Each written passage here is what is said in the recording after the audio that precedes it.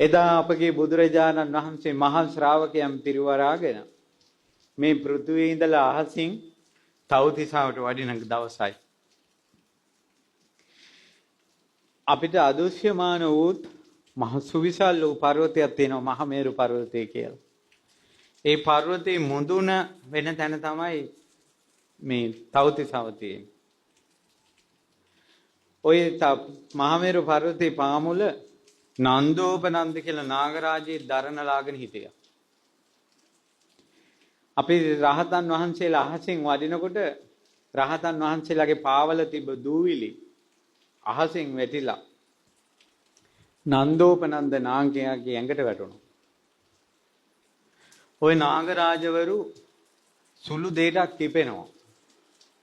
තමාට අවමන් කළා කියලා හිතනවා. ඊට පස්සේ මේ ශ්‍රමණයන් මගේ ඇඟටත් වැලිහෙගෙන මේ යන ගමන මම යන්න දෙන්නේ නැහැ කියලා මහමේරුව පර්වතයේ වටේ දරණ ලාගෙන මුළු දිව්‍ය ලෝකෙටම වැහෙන්න පෙනී පිබ්බුවා. ඒතර මෙහින් බුදුරජාණන් වහන්සේ වඩිනවා මේ පැත්තේ තව්තිසාව ඒ අතරතුර පෙන ගොබේ තියෙනවා. පේන්නේ දැන්. රහතන් වහන්සේලා බුදුරජාණන් වහන්සේට කියා හිටිනවා ස්වාමීනි වෙනද පෘථුවියෙන් මෙතරම් දුරක් අපි එනකොට අපිට තව්තිසාව පේනවා. අද තව්තිසාව පේන්නේ නැහැ නේ කියලා. පින්වත් මහණෙනි නන්දෝපනන්ද නාගයා කිපිලා පෙන ගොබයක් දරාගෙන අපේ මඟ අහුරනවා.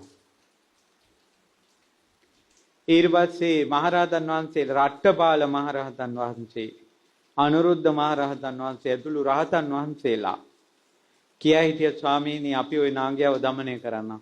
එපා පින්වත් මහණෙනි එපා.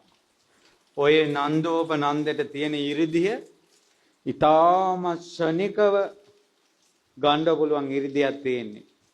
භයානකයි ඔහු සමග යුද්ධයට යෑම. මොග්ගල්ලාන ඔබට ඒක සුදුසුයි. ඒ කියන්නේ වෙන රහතන් වහන්සේලා සමාධියට සංවර්ධිනවටත් වැඩිය වේගෙන් මේ නාගයාට පුළුවන්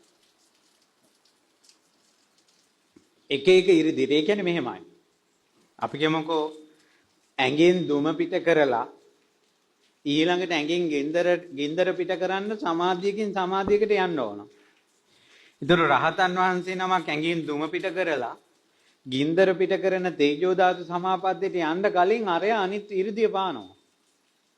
ඒතර මේ රහතන් වහන්සේට කාලෙ මැදේ.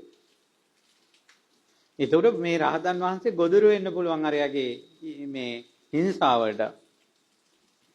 හැබැයි ඒ නන්දෝපනන්ද නාගයාගේ 이르දියට වැඩි වේගෙන් වැඩ කරනවා මොග්ගලම් මහරහතන් වහන්සේගේ ඉ르දිය. ඒ නිසා මොග්ගල්ලාන ඔබ යන්න කිව්වා.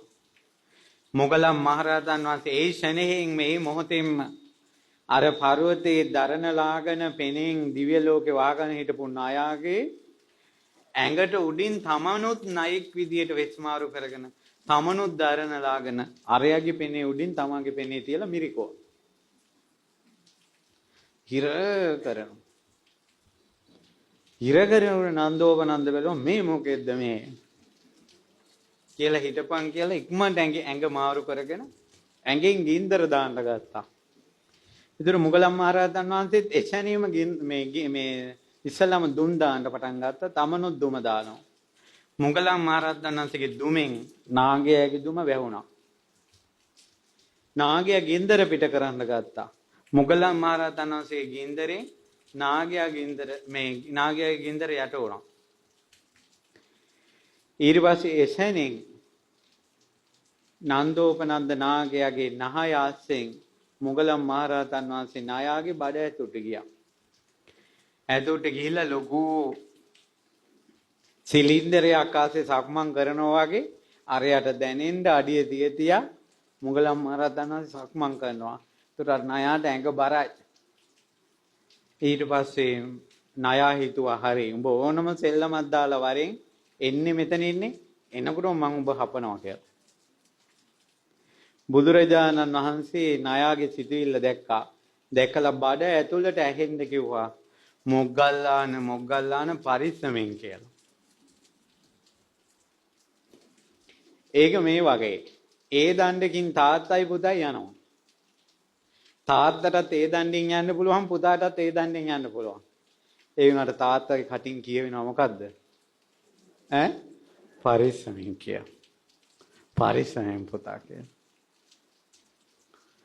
ඒ වගේ කිව්ව මොග්ගල්ලාන පරිස්සමෙන් කියලා. නාගයාගේ කුසේ ඉඳලා බුදුරජාණන් වහන්සේ ඉස්සෙනමල වැන්දා.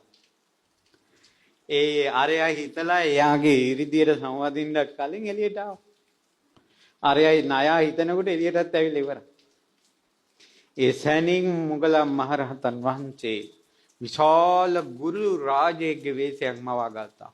ගුරුලා උකුස්සාවගේ හොට තියෙන විශාල සතෙක්. එයාව දකින්න නයි අතිශයින් බයයි. නාංගිය අතිශයින් බයයි. එතකොට වේගෙන් අහසේ ඉඳලා පියාසර කරගෙන දැහැ ගන්න ස්වභාවයෙන් එනකොටම ඉක්මනට නාග වේශය අත්හැරලා මානවක වේශයක් කරන් වැඳලා කිව්වා මාව බය කරන්න එපා, මාව බේරන්න මං ඔබ වහන්සේ සරණ යනවා කියලා. ඊට පස්සේ කිව්වා මාව සරණ යන්න එපා, බුදුරජාණන් වහන්සේ සරණ යන්න කියලා. ලේසියෙන් කෙනෙකුට দমনයෙන් කළ නොහැකි නන්දෝපනන්ද කියන නාගයා দমনය කළාද යම් මේ බුද්ධ ශාසනයේ භික්ෂුවා ඒ අපේ මහානුභාව සම්පන්න මුගලන් මහරහතන් වහන්සේ.